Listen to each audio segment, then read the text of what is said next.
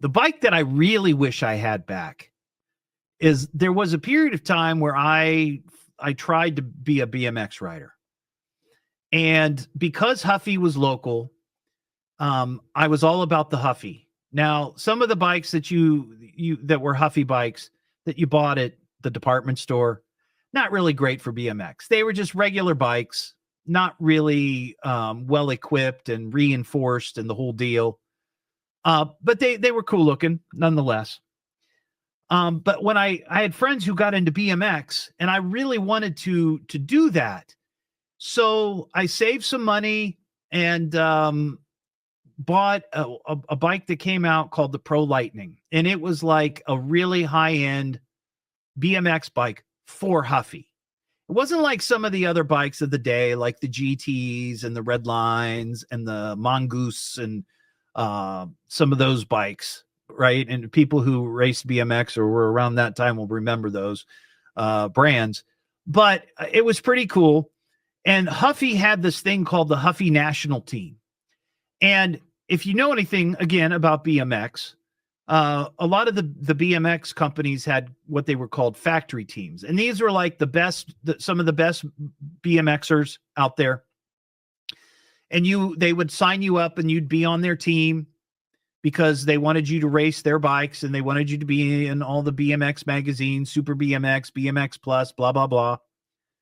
And you'd get like free gear with the logo and the whole deal. It was like a huge thing back in the late 70s, into the 80s, early 80s.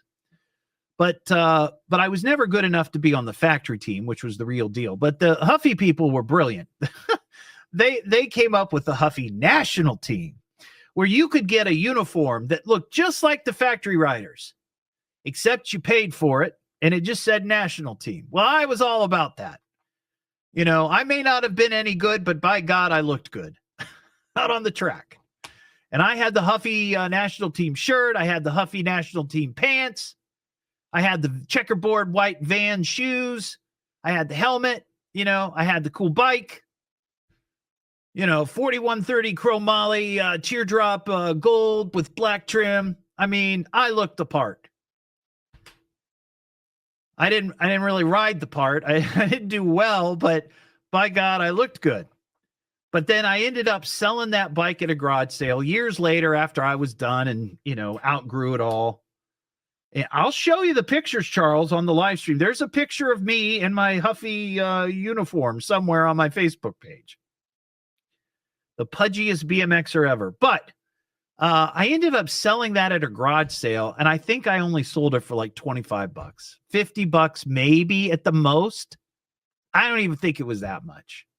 And some kid down around the corner bought that bike, and I would give anything to have that bike back. Not because I'm going to go out and race it or ride it or whatever, but I just remember how cool it was to have that thing, and I thought, oh, man. Just to have it for the nostalgia? Yeah. It would just be kind of cool to have, you know? So anyway, there's my dream.